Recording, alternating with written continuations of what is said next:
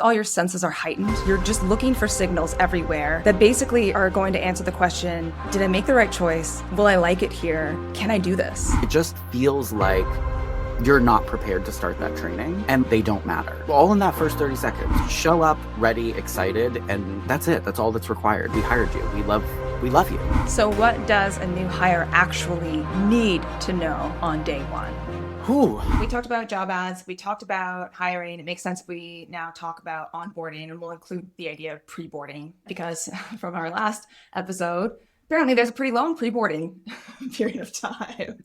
So in my work with corporate teams, I've reviewed some onboarding proposals and goals from the corporate side, from various corporate departments. One thing I noticed right at the jump is they're almost always written from the company's point of view, what the company wants to achieve. And so you'll see things like, we want to reduce time to productivity. We want to ensure compliance is complete within 3 days. Or just even like we want to cut orientation from 5 hours to 3 hours. And I imagine that last one, for example, probably came from a real place, like feedback from store teams or new hires said onboarding was too long or too boring. But this goes back to the issues with employee survey questions. I question if time is actually the real issue and if it's actually more of a relevance and a method thing. Because if someone is saying it's too long, maybe they don't mean they want less. It maybe means they want better. Mm-hmm. So maybe we can talk about what better might look like. First of all, any overarching thoughts on the challenges with pre-boarding or onboarding? So I think the first thing that comes to mind, it's actually been an issue the last couple years. And because I've hopped jobs quite a bit, admittedly, I can say that it's quite a few places, which is the pre-boarding now requires a lot of people to do some paperwork, obviously direct deposit and all that stuff, which you used to do on your first day. It's great that we don't do it now on the first day because now it's, ready to go for your first paycheck and all that stuff. There's no waiting. But the problem is that there's password issues and login issues and tech issues. And part of that is just, I think it needs to be communicated to candidates, or candidates just need to get better understanding sometimes that whatever login you create to apply is probably going to be what they're going to make you use to start the paperwork. So best to remember what email you used, what password you used. And that's partially on the candidate, but also on the company for not communicating that.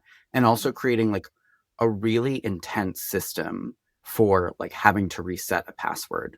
At most companies I've worked at now, it's call this IT number, have your blood type ready and your firstborn. And so there's just a lot of kinks in the process that are preventing a really smooth first day. Yeah. Fun question. What do you think the point is of onboarding? The point? What's the point of it? What's the goal? What is the job of a good onboarding process? Oh, that's actually not as simple of a question, I think, as it sounds, because I think it has several purposes. And then depending on the brand, I think it's how they probably determine what they focus on in that onboarding. So is it to make sure that you're ready to hit the floor the second you're done with onboarding and you're a very proficient manager or sales associate or brand ambassador or whatever, barista, whatever you are? Mm-hmm. Or is it to immerse you in company culture? Or is that interwoven in it? Because some companies really focus on that piece of it because they're okay, we'll teach you the register later, but we really want you to know who we are. And then other companies are yeah, we're this. Let's move on quickly. Here's a mock-up of the register. Let's make sure you know how to do that. Here's how the systems go. So I think it kind of depends on the company what they think is the most important. Is it culture? Is it operations? Is it you being ready to hit the floor? What do you think? What's been your favorite onboarding experience? You don't have to name the company, but tell me what you liked about it. So there are two companies I can think of in particular where my first couple of days were not really heavy lifting of any kind, and they really were product and or company immersion.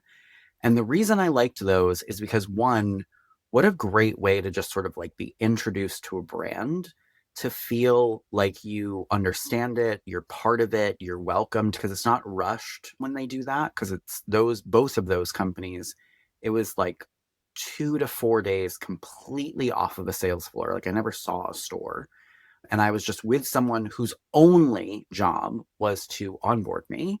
So I got the full experience of that.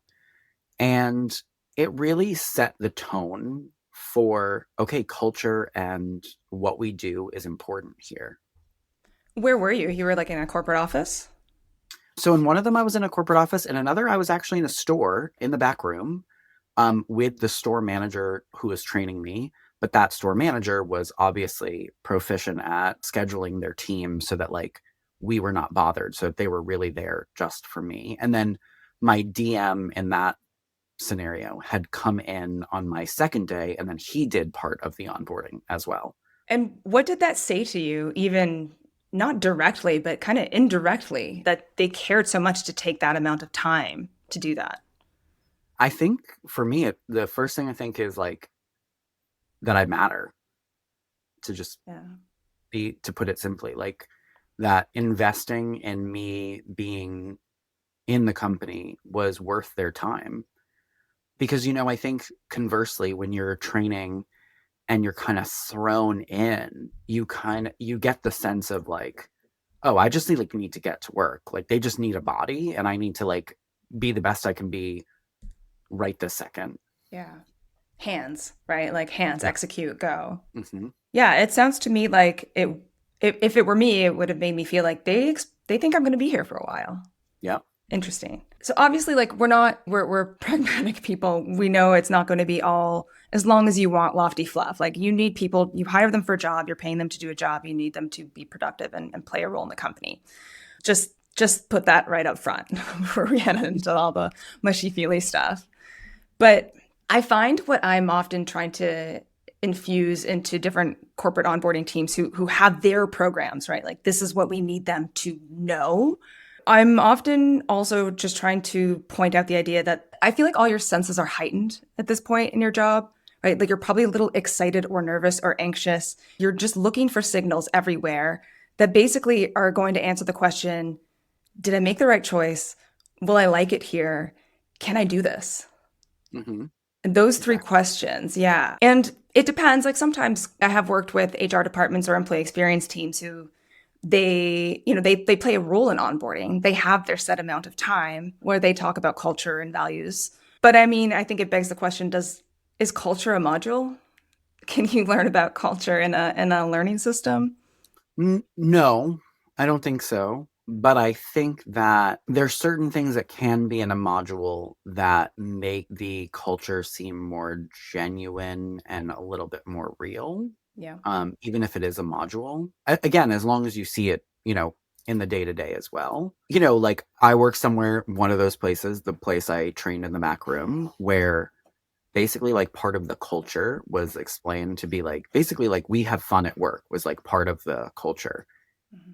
And although I wasn't on the floor, I saw that actually happening on the floor as I walked to get to the back room every day. I would see people I'm like, oh, this is like a fun environment. People are genuinely having fun. Yeah. And I think had it not been in the module, I could have thought, oh, this team is just fun, or they're goofy, or maybe they're goofing off. Who knows? And if it's just in the module and I don't see it in real life, then it's just a lie. So actually seeing it both places is like a very helpful foundation of okay, this is really the culture and it's really lived every day. Yeah. Is there a place that you've seen where onboarding efforts lose the room most commonly?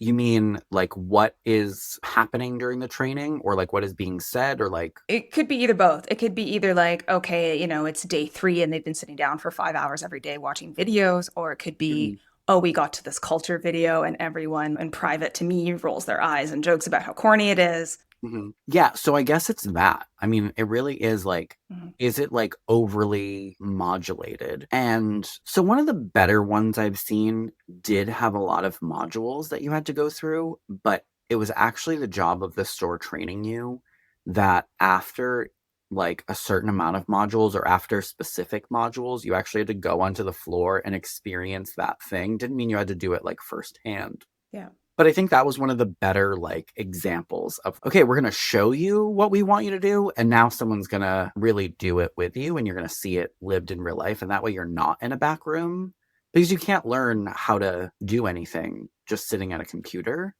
And again, to like be a little, deferential to corporate teams, like I get it. They have all those modules because they want to make sure everything is covered. Yeah. And that makes sense. But it's like, should everything be covered in a 5-day period where a lot of that time is at a computer? I don't think so.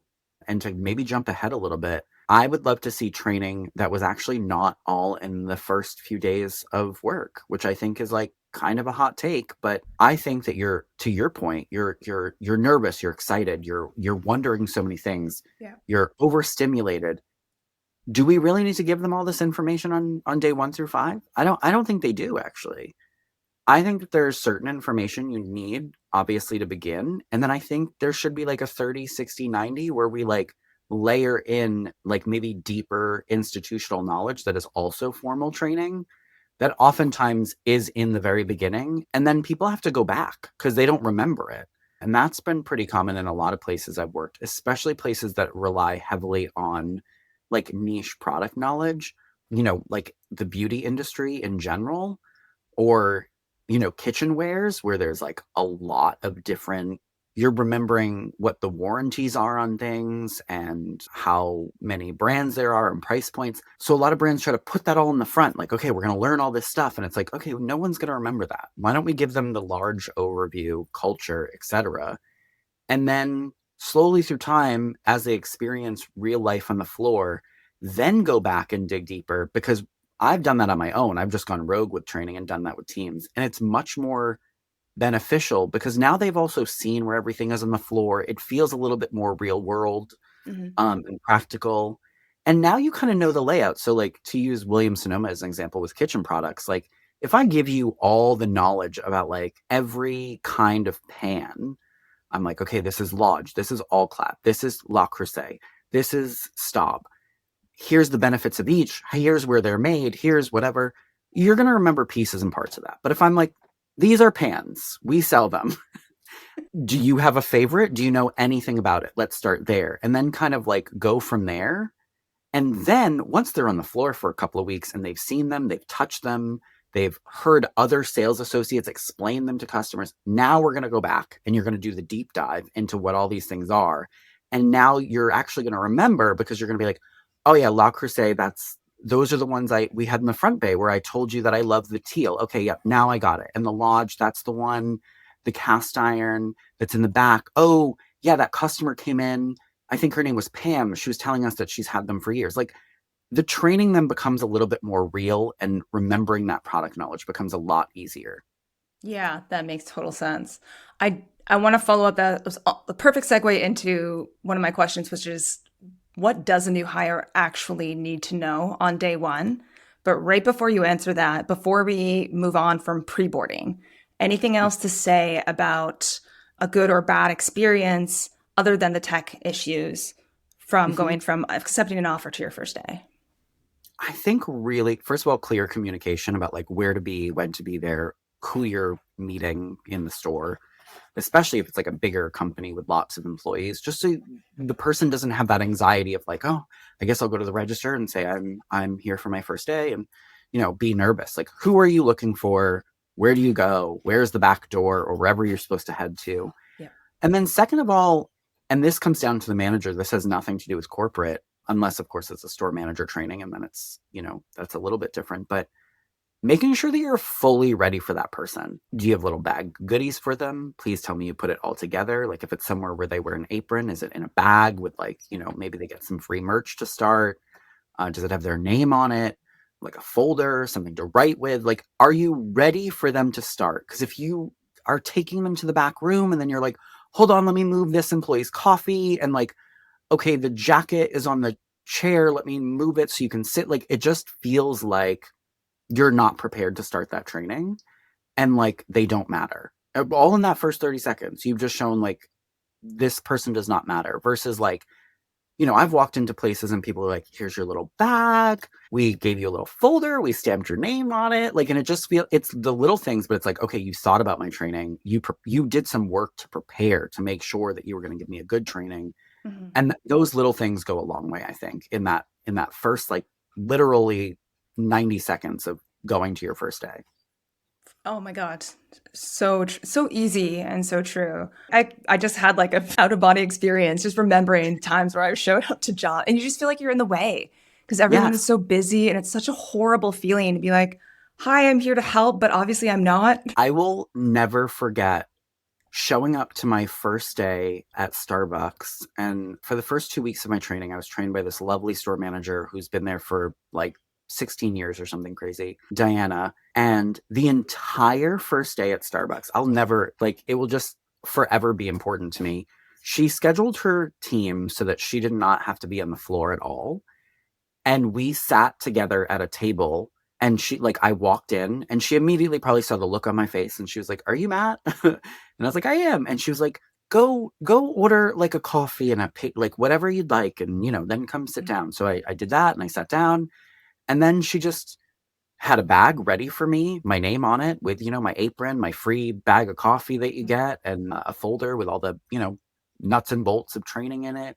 And then she just was like, "So where have you worked? Who have you been?" Like, wasn't an interview, but it was like let's get to know each other. We're not going to rush into the bones of culture or anything. Just, who are you? Why are you here? And it wasn't rushed and it wasn't forced. And she didn't have 1,000 things that she was trying to do. And I think that really matters, and that really leaves an impact on people.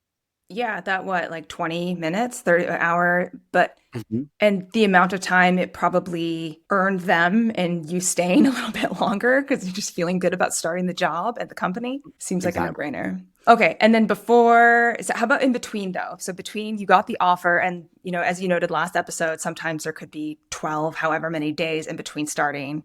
Any conversation? Do you like an email other than, the logistical stuff about where to park and who to see and who to find when you get there? Yeah, I mean, so I do something that's not required, but something that, the last few people I've onboarded have really been complimentary about, which is I reach out in between and just say, "I'm really excited for you to start. Yeah. And I can't wait for you to be here on Monday." And let's say I'm sending that on a Wednesday, but let's say like the offer and all that stuff got settled the prior week. So it's just like from my perspective, it's just a nice thing to do. But also the feedback I got from some people that onboarded recently with me was they were like, it just was like a nice, like, oh my God, they really are excited, and like kind of got rid of some nerves about like first day jitters. Yeah. And I'm me, so I like put a little like personal joke in there because one of the new hires had gone to design school. And so the Met Gala had happened after we gave him his offer. And I sent him a text that said, "Really looking forward to you starting next Monday. The only thing you need to know when you get in the building is top 3 and bottom 3 Met Gala looks." And he sent a text back and he said, "I'm super excited, and I will have those ready for you," because I wanted him to know that, like, just show up. Like, we're gonna give you all the tools to be great at this job. Mhm. Like, you don't need to, like, because I've had quite a few employees in the last couple of years who I love. They were like a little bit overachievers. They're already doing like product knowledge research, and it's like, I love that, but also like, we're gonna give you those tools. Like, just show up ready, excited, and that's it. That's all that's required. We hired you. We love you. So, can't wait for you to be here. And I think sending that message is cheap and free, quite frankly, and easy, and doesn't take a lot of effort, and yet it has a lot of impact. So, like, I think it's important. Agreed. And it was a little indication that you know him personally. You've taken an interest in him as a human. Exactly. Which I, again, will say just every episode, we're all human. It's important. And we need to, as society moves more towards trying to automate and AI its way through everything, I think it's important that we like recognize that we're like leading people, not computers. Agreed. Okay, so what does a new hire actually need to know on day one? Whew. Becky, with the simple yet complicated questions. I think what they really need to know, actually, to go back to what you said, is that they made the right choice. Yeah. That's what they need to know. And in order for them to know they made the right choice. I actually think the first day should be a little bit of a convincing them they made the right choice, like how great the culture is, how good the benefits are, and here they all are, and here's how to access them, here's how to log into all them. A lot of these companies, especially bigger ones, there's a lot of like sort of side benefits over here that you have to log into a separate thing. Like, go over that then. Be like, you can get cheap movie tickets, Starbucks, you can get free Spotify. Do that on day one. Make them be like, wow, they're just throwing, I got the free product and now I'm getting the discounts. Like, I think it's important to obviously hit upon culture as well in the first day. Mhm. But I don't actually think we should be really talking too much about product or really anything practical on the floor. It should really be I just want you to know that you've come to the right place. We're excited that you're here. Here's all that we're going to offer you.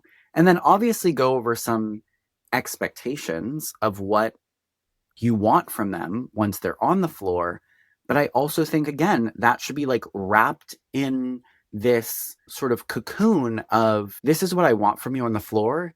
And I hired you. So I know that you have what it takes to do those things. And here's how I think you can take your personality that I know so far and become a great part of our team. That way they leave after their first day and they go, wow, I have made the right decision. I got some free swag. Everyone loves swag. I know my benefits. I know how to access them. I know how to log into everything I need to log into. I feel comfortable finding the resources, whether they be HR or my timesheet or my pay stub or my dental insurance. I know what company I joined with through the culture and their values.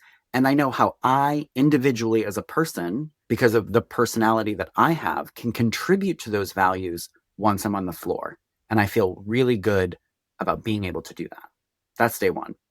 I love it. And you can really start to see how the compounding effect of how, what we've been talking about, if you get the job ad right, and then you get the interview right, it sets you up so much better for onboarding and to be able to do what you just described. And a lot of it comes down to like link back to that episode. If I know someone because I've interviewed them and I didn't just ask them like, tell me about a time when you made a mistake and you fixed it.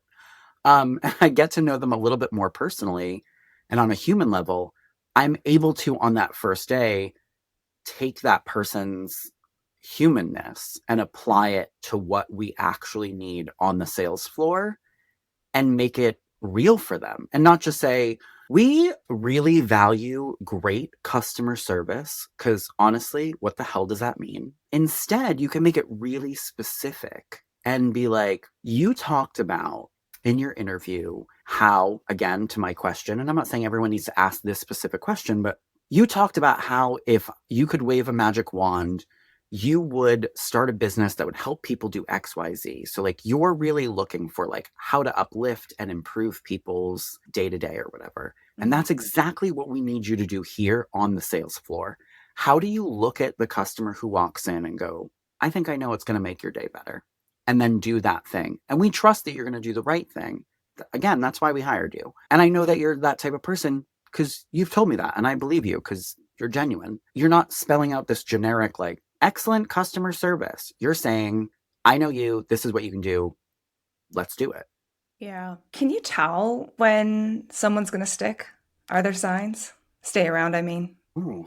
In the beginning, well, so here's, I guess, this is going to sound, I feel like I always say this when I say something complimentary to myself, but it's going to sound full of myself, but I always have the goal of keeping people a long time.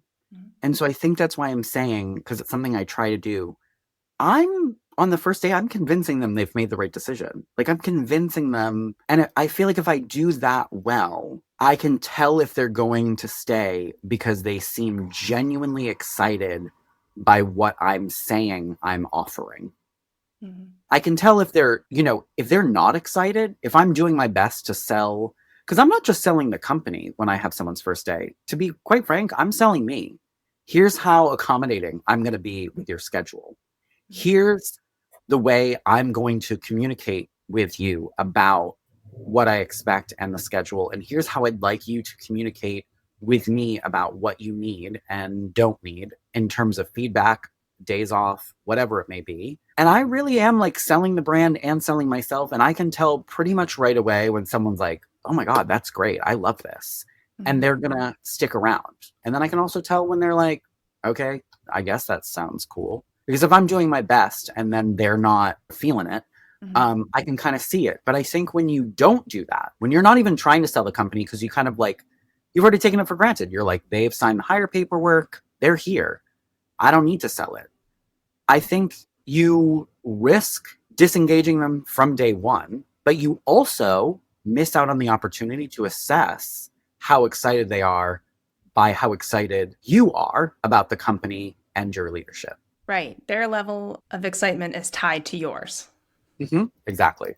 Yeah. Have you ever had to re-onboard someone who was trained poorly?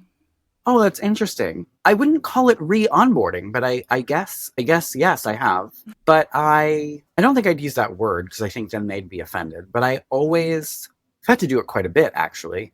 And the methodology for me is always, there's something in the onboarding that I myself forget. I don't care how long you've been with a brand. Like there's some nugget of information that when you go back through it, training someone, you're like, oh, yeah, I forgot we did that, or I forgot that product is like that, or whatever the piece of information you forget is. And I've always used that vulnerability of, I don't know everything still. Let's take you through it, because I think there's some things that would help you and you'd gain some insight by going through these modules or this training or this exercise. But I first share what I need to learn new, and then I go through it too. And then we can share. I can be like, hey, I learned that I've been doing this whole procedure wrong, because that's happened to me before, even as a store manager. I'm like, oh, wow, I've been doing that wrong for a while. And I let the employee know that. And then that makes them feel comfortable that, again, to go back to everything I've ever said about making mistakes, they're like, okay, cool. Because even if I need to go through onboarding with this person because they got bad training or because they didn't fully give it the attention it deserves, I still feel like I owe them my best self. So I'm going to go through it. I'm never going to use it as like a punishment, because that's no one's going to learn that way. Yeah, I guess I'm thinking maybe even less about product knowledge or tangible things like that, but more about their thoughts on the company or the culture or customer service, the quote unquote softer skills. Well, see, this is a little tricky, because I am an odd little duck. And when it comes to teaching people soft skills, I don't find that like formal trainings will work. I find knowing my team is my greatest skill. It will help me do everything I need to do to motivate and get the best performance out of a team. So for me, when I've had issues with like soft skills, I've known enough about that employee to use that information about them to help me improve those skills. So for example, I've had employees where their customer service is a little too terse, or they are too quick to say no, or they're not accommodating enough or empathetic enough. And you're not going to teach someone, okay, here's how you don't sound like a jerk or have, resting bitch face. Here's, whatever. Those same employees often have shared a story with me about like, so yesterday I went to Target and I was trying to check out and I saw the sign. It said $12.99 for the mascara, and they were trying to charge me $6.99. It was ridiculous. And then I had to wait there for 10 minutes while they got a manager. Like, they're telling me the story about their own bad experience. And I use those anecdotal things they've told me to illustrate how they can improve their own skills and how a customer may feel on the end of their abruptness or whatever it is, based on what I know about them and what they've experienced in life. And it's not always directly a customer service situation, but again, it's using them so that it's personal and real to them and they can understand. That sounds very clever and human. I'm assuming that's not something that you were taught. No, it wasn't. How did you learn to be a good manager? Oh my God, Becky. And maybe like to ground that in the subject matter of today, was it in a module? Was there ever something that you watched in canned content or read in a handbook that that helped in that kind of way, that helped you be a more human, empathetic kind of manager?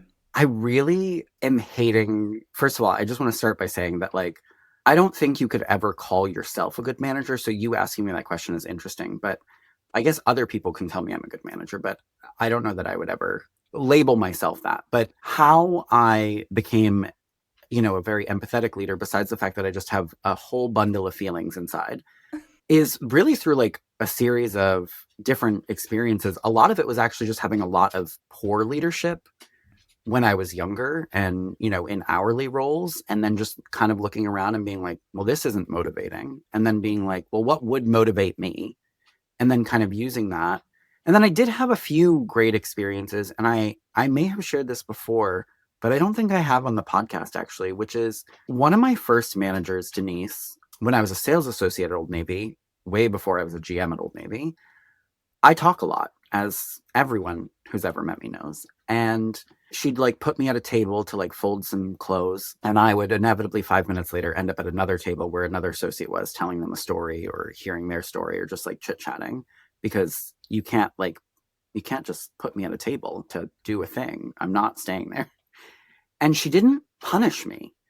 And I didn't realize this till years later. Like, I didn't even honestly think about it until more recently, but she didn't pull me aside and go, Matt, you need to stop talking. You need to fold the clothes. When I ask you to fold a table, you need to finish folding the table, because that is how most leaders would respond to that situation. Instead, she didn't even say anything about talking. She just was like, hey, so today, it just started one day randomly. Hey, you're going to be in the fitting room today. And then she put me in the fitting room, and I thrived, and I was great in the fitting room because I could chat, I could fold, I could basically multitask and do like a lot of different things, and I could talk to customers, and then employees would come in to like drop off more clothes, and then I could do a little quick chat, and then they went away because they were better at walking away than I am. And it was someplace I thrived. And so working for her and then going forward in my career, it was kind of like how would Denise lead a little bit? Because I saw her do things that it took me years to realize why she was doing them or how well they worked until I really thought about it. And so I think I think good leaders are made for sure, but I don't think, no, it's not through a module. It's through seeing good leadership. It's through real life exercises and feedback. And it's through wanting to be a good leader, I think, is probably the most important. I think there are a lot of leaders out there who want to be a good leader, but they would say they want to be a good leader, but what they really want is to be a good metric achiever. And that's not the same thing. Right. Well, so speaking of, let's talk about what maybe corporate wants or what you think corporate expects out of you as a store manager in the onboarding of an assistant store manager or associates. Mm-hmm. For one, what is that? If you could describe it, do you have a playbook? Is there like a store manager playbook or tool guide for onboarding new people? Yeah, I would say at this point, a lot of companies do have a lot of invested time and resources into their sort of training and development departments. So there's a guide with the modules that they should take, and you can check them off, and there's usually like some sort of rubric of like, did they actually go through all of the things? Better companies even still have, here's what they should actually know. So you should be able to like quiz your new employee, and like, or anyone should be able to quiz them and be like, what is our mission statement? What are our values? What is our customer service approach? So yeah, there usually is like a specific thing they're trying to get out of onboarding, hopefully. But again, the best companies, in my opinion, it's a little bit more fluid and a little bit elongated. Like, it's because I think for everyone, every single human on the planet that you onboard, it actually can't take the same amount of time, because those employees are coming with their own knowledge sets that are different. And some people might need a little bit longer in an area or a little bit shorter in an area. And so the best companies I've seen are like, it's kind of like a 90-day window of like, here's what they need to know by 30, by 60, by 90. And then also you get the 40 hours of training in the first week. And as long as you hit those benchmarks to 90, like, you're good. So you can kind of tailor it a little bit. And I think that's the best approach. A too rigid approach just makes it so that some people aren't getting enough of what they need. And other people, you're going through so much they already know they're going to be disengaged in training because they're like, okay, like I understand. Yeah. Well, to that point, do you feel like those 30, 60, 90-day expectations are reasonable? Um, yes and no. I think they're reasonable, but I think it's sometimes hard to actually like keep track, especially if you're hiring many employees, like who's at a 30 or a 60 or a 90, and then have the time, whether that be like labor or just, resources to just make sure you can actually have that check-in and make sure you can fill in those knowledge gaps before they hit those benchmarks. Okay. So my follow-up question is, what do you think corporate thinks your role in someone's onboarding is? And then part B, what do you wish corporate understood about a store leader's role in onboarding? I think most companies think it's our job to facilitate the onboarding. So not necessarily do it ourselves. Because again, if you're working in a bigger store, like a bigger box, like you probably have another manager that's doing it. Mhm. But it's your job to facilitate it, schedule it, communicate all the things you need to communicate to make sure the person like shows up, does the training, has the training. And if you're not doing the training, following up with the trainer. So I think that's corporate's expectation is like facilitation. I think what I wish they knew was how important it is for us to have that dedicated time. So again, payroll. And not just you need double, I don't want to say double the payroll, but you need double the hours for at least the first day. So like if you give me 40 hours of training someone and I'm training them, well, I need at least 60. Maybe I don't need 80, but I need 60 because I need to cover myself off the floor as well as that person so that I am truly giving them the dedicated time. And what I wish they knew is how important that person will feel and how much that extra 20 hours you give me. I get it. It's expensive. Right now, a lot of places pay 20 bucks an hour. So 20 hours, that's $400 extra I'm asking for. And I realize for every person I hire, that's not cheap. And I can do the math. I get it. But it's also about like that $400 is going to pay itself back in dividends in all the other people I don't have to hire because I did it right with this person I did hire. Yeah. So what I'm hearing is you think that corporate's perception of your role in onboarding is facilitation. So all the material is made. You don't have to explain anything. Is that right? I mean, within reason, yeah. I mean, a lot of companies have made it sort of dummy proof at this point. Mhm. It's pretty like, okay, here's the modules. Now you just have to like log into whatever that learning platform is and like have them go Yeah. through the modules. So yeah, it's pretty streamlined in that term. So I think that's part of the reason that from their perspective, it's probably like, okay, this, you shouldn't need to handhold. But to just throw in an anecdote here, the thing I love to do with someone's training is if it is all modules and the company does not have like floor time, I just do it anyway. So like if I know they're taking the customer service module, I will often have them do that. And then I will give them like a 20-minute anecdotal little Matt story. Usually 20 minutes is multiple stories of like times where, so let's say we have a policy of a really liberal return policy or something. I then explain to that person onboarding some funny stories too. Like here's some really funny customer stories. I never give them bad ones because I'm not trying to scare them away. So I either give them funny stories or I give them a time it could have been a bad customer situation, but we fixed it and then the customer left laughing. And I give them just something real and tangible that the training is not giving them for two reasons. One, so they have practical understanding of how this policy applies to the real world, and two, so that they are not just sitting watching a computer screen. Like I can just sort of razzle dazzle them like some entertaining anecdotes and make it a little bit more fun. Yeah, let's unpack that a little bit. Tell me about the modules. How are they typically?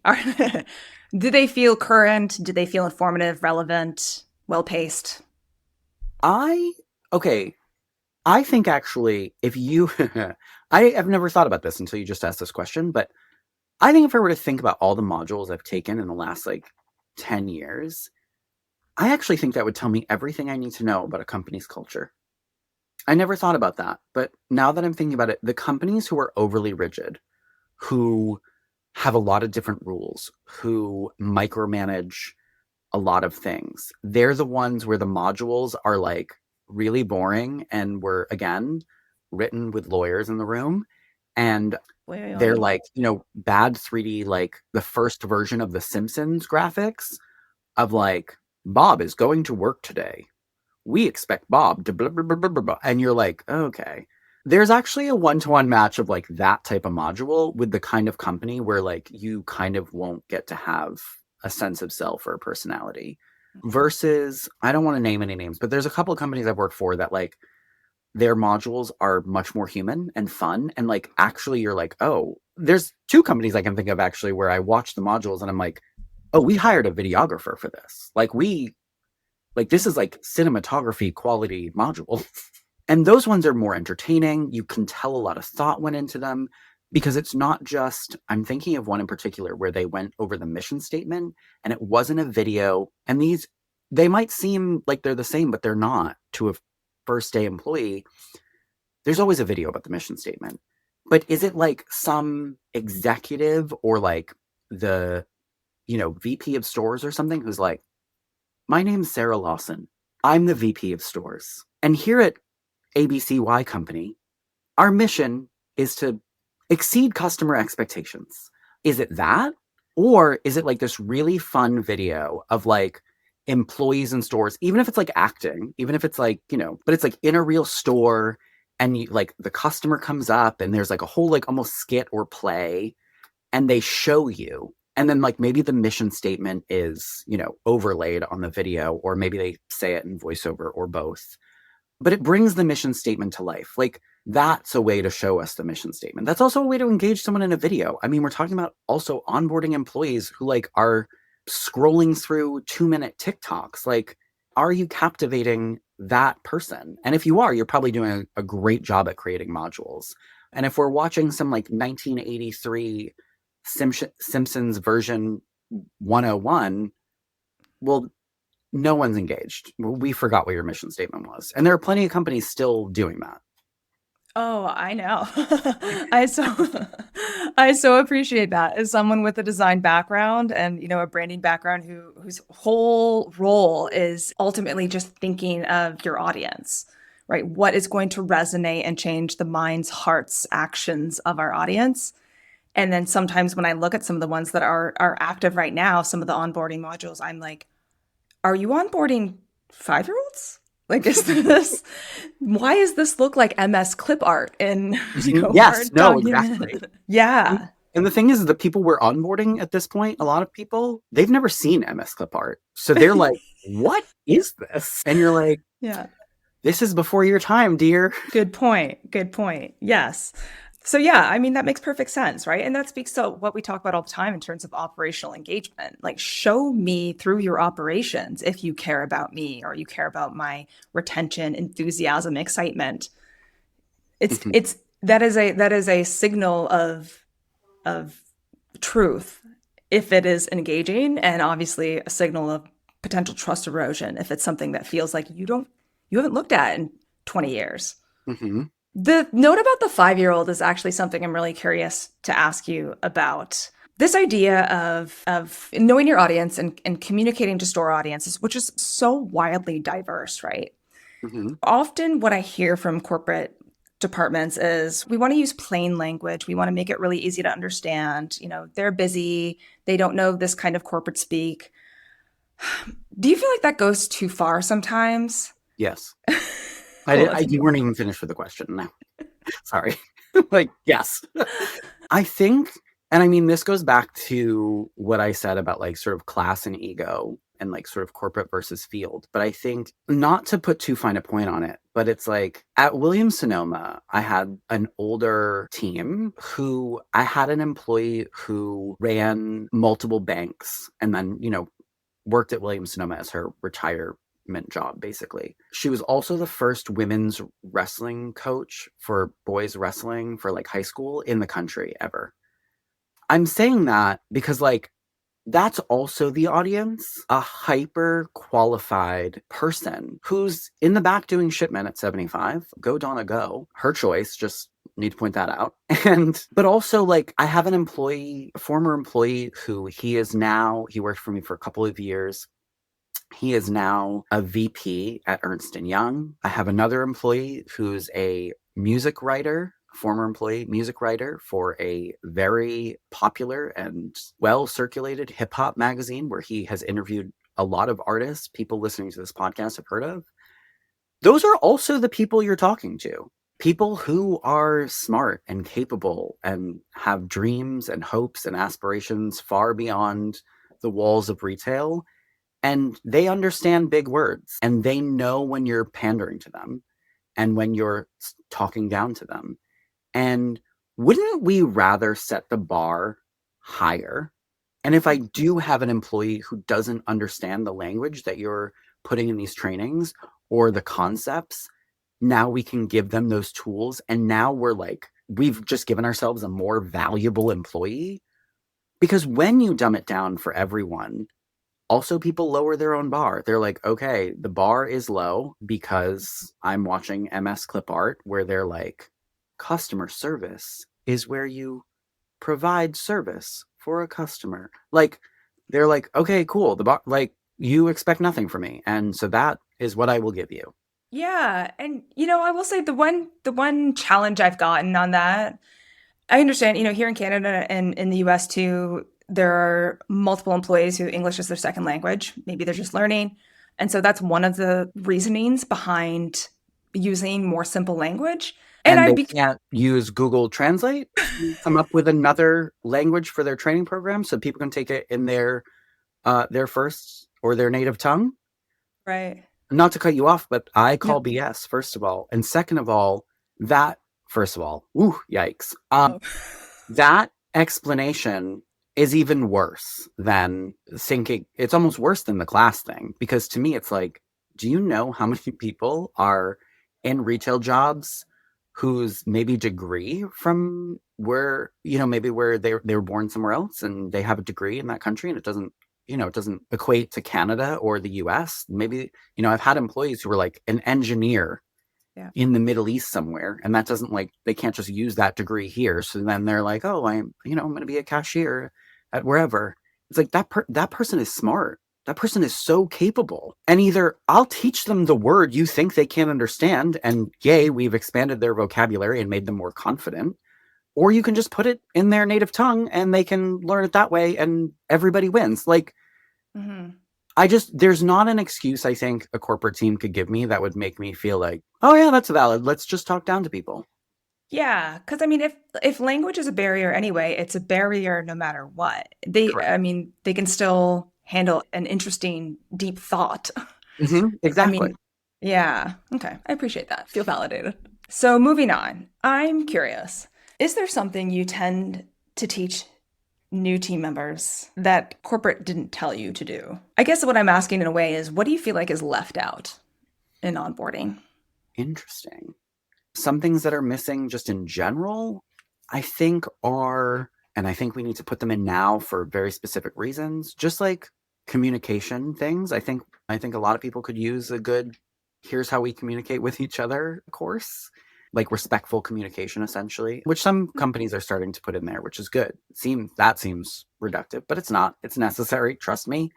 But also, let me think, because I know there are things missing. I mean, what I think I would like to see, actually, now that you're saying that, is rather, I don't know that there's specific things missing, because to go back to each individual person, they're all going to have what they feel like was a gap in their training. We've made an assumption about who we're hiring or the type of people we're hiring, or maybe one person has a gap and the other doesn't. I think there needs to be some sort of not feedback, because most companies provide that now. They send people a personal email. I've gotten one of the last few jobs I have where how was your onboarding? What did you learn? What feedback do you have? And that's great. But I think there also should be maybe it's at 180 days. Maybe you only get this once you've been somewhere 6 months, where you can have a 5 additional hours of training on the topics of your choice. Something to fill in some gaps, because I feel like every employee I've ever had has some gaps around the 6-month mark that they feel like, I feel like I missed that or didn't absorb or I didn't get enough. but it needs to be customized to the person. I feel like that's what we're missing, the customization piece a little bit to what that person actually needs. Because again, if I hire someone, if I'm working at a denim store and that person has worked at many denim stores, or I'm working at the Gap and they've worked at J. Crew and Aeropostale, they're going to understand, they need to know our way of doing things, but they're going to understand like folding and clothing. But if I'm hiring someone from food service into clothing, the learning curve is much different. And like they might need some more information down the road. So just having an ability to adapt to people's knowledge gaps. That's really interesting. I wonder, would that work in terms of future goals as well? Like almost elective onboarding for this is something I think I might be interested in. Tell me how it works at this company. I mean, I think that would be amazing. I've seen tastes of it at places where it's usually around product knowledge though, but I think it could work for things that weren't product knowledge, where they would have like an elective, like, hey, you can, if there's time or whatever, you can take this like 2 hour, like more deep dive into our hair care line or whatever it may be. So that you just, cause that's something you're passionate about or you want to know more about or whatever. And like people love that. I mean, there's a lot of employees you almost can't give enough training to or enough knowledge to, but oftentimes you like run out of time or resources, or for the store manager, you're like, I am one person. So I think having some sort of elective programming would go a long way to better engagement as well. Yeah, agreed. It's almost like a little independent brand university. Yeah. Okay, how about, is there anything you would cut from onboarding that is always there, that every time you see it or your teammates when they're onboarding see it, roll their eyes and go like, oh my God, this again, I know. I can't because they're legally required. And I say that not because I don't care about legal requirements, Right. because I feel like even those are talking down to people. Do I think sexual harassment should be a part of your onboarding modules because like we need to do it? Yes. I don't think it should be day one for a variety of reasons, but yes, I think it should be in there. But do I think we need a video that no one's updated since like 1986 where like some man in a suit is like, hey Mary, your skirt looks good today? No, because I don't think most people would say that nowadays. I think sexual harassment has also changed. So I think if you're going to include sexual harassment, I want to see a video where that same man, well, not that same man, but like a man is now in updated clothing and is walking up to an employee and was like, hey, I saw your Instagram post. That's a nice bikini top. Like, I want to see something that like when a young person watches it, it feels topical to now. And they understand what sexual harassment looks like in 2025. So like when you have those legal things that you just threw in there and you give me some video you haven't updated, it feels like you should cut it, because it's like, why am I watching this thing where like a woman is wearing pantyhose and like most employees in retail don't even know what pantyhose are. Right. So those things need to be updated if you're going to include them. So it's not necessarily cutting them. It's like, how do we make this relevant? And it's the same thing with like anything about discrimination or any sort of harassment. Don't be afraid to make, if you're gonna have to talk about it, there's a way to have that conversation that's also, and I don't want to say entertaining because that's probably the wrong word, but there's a way to make those videos engaging and real, because discrimination is real. Sexual harassment is real. They happen every day in every workforce. Talk plainly and show what it really looks like. Don't have some weird fake skit that isn't even worth an SNL sketch. Yeah, it goes back to knowing your audience, making it feel relevant, and like you actually care enough about the content to make it compelling enough and feel relevant to them. Okay. My big thing, what I've already said to you, I think, is that corporate teams, at least from my side of it, they approach onboarding in silos. So they all know what their required learnings are, and that's what they do in streams, but they're never, or at least rarely, checking in with each other to see what's already been covered or to see where the other person left off, or if it's too much. Like there's no bigger picture context. Again, it's all from the frame of like, what does my team need them to know, probably legally, compliance wise. And nobody is considering the new hires experience. So that's one big thing. And I imagine that way that things, for one, they get potentially repeated. They also feel just stylistically different. To my point, not Yeah. to cut you off, but to my point about like the sexual harassment thing, Right. that goes into what you're saying is it can feel jarring because we go from like, and company culture, and then it's like, and don't sexually harass your coworkers. And now the product knowledge. And you're like, whoa, whoa, whoa. Like there needs to be either a break pre-scheduled for certain things or like a conversation with your manager after that. Like I would love, I mean, I always do this anyway, but there should be a formal, like, now let's have a debrief. Let's talk about what you just watched. And do you Mhm. have questions and or concerns or whatever? Yeah, absolutely. And the other thing that was mentioned was the hyper focus on online training. And you kind of touched on this earlier, but this idea that, like a mock-up register or watching the module to learn how to do something. But it's really different in the situation when you're actually at a register with customers, with people asking questions and phones ringing and stuff like that. So do you feel like there's enough on the floor training included in onboarding? No. And I also think that like managers are ill equipped sometimes to provide that training well, sometimes because of payroll, sometimes just because of skill gaps. Mhm. Because let's say you, and I actually posted about this on Old Navy, about Old Navy a couple weeks ago or so on LinkedIn, because I had an employee who wanted to learn register, but was basically scared because she was an anxious person. But I Mhm. think it also goes to when you're onboarding anyone in general, like this, what I did to get her trained, which is like, if you're going to have someone on the register training in real life, which I agree with you, I think it should be less module, more on the floor. So to answer your question, to start off, yes, more on the floor training, 100%. But you Mhm. also need some backup employees to help you with that. So the training can be like a great experience for that employee, but also a great experience for the customer. So the customer has no gap in experience because you're like, this is our person training on register. Because what that ends up doing is you shortchange the person's training. Because if you're up there on register, you have a line. If you don't have two good cashiers sort of flanking you, because that's what I did for this person, Mhm. then your customer's going to ask something, but they're going to be in a rush and they're going to be annoyed because the person's training. And then because they're rushed and you want to give them a good experience, you shortchange your employee's experience. So you end up hitting the buttons for them and they're trying to watch you and follow along, but they can't because they're new and the register is confusing to them. And they're like, wait, what did you just do? And you're like, well, I don't have time to explain. I'll explain to you after the customer leaves because they're in a rush. And then you're printing the receipt and you're throwing it at them. And then the employee's like, ugh. And then before they know it, another customer's already walked up and you're like, greet them. And it's just not a great way to train people. But so many people do it. I mean, I've been trained like that as a store manager in a new store. And luckily for me, I've worked on a billion different registers. So, Mhm. like, once you've learned a couple, you've learned them all. But like for me, I can like pick it up quickly, but it's not a great experience for anyone because you also just feel stupid because you're like, oh, I'm sorry I didn't move fast enough. But that's because you didn't like plan to have that like flanking and protection. And I used to like I'm not even a big sports watcher, but I used to make weird sports analogies sometimes to teams. And I'd be like, when I was training someone, I'd be like, I am the quarterback and this employee is the ball. And I need you to make sure no one disturbs us. Cute. I cannot be sacked on the floor today. And so, because that's also informing your team. Like, we're training someone, and I want them to get the great experience that you got.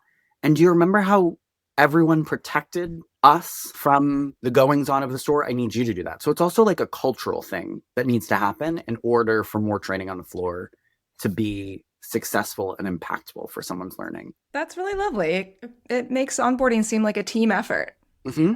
which I had never really thought of it like that. And I think it is a team effort because if you build the right culture as well, you Mm, also want the employees to train that person well because that person in 5 days is going to be on the floor with them. yeah. And it's going to make their job harder if that person wasn't trained well or didn't get the best experience. And that seems like it could be a self-perpetuating cycle. For one, Mhm. obviously, we've talked about, the better onboarding experience you have, the more likely you are to stay longer. But then if you got that kind of onboarding experience, you're more likely to want to play a role in someone else's onboarding experience when it's their time. And it's the exact opposite. Like you always hear those stories about those just awful bosses who are like, well, I had to go through it to get to where I am, so I'm going to put you through it. Exactly.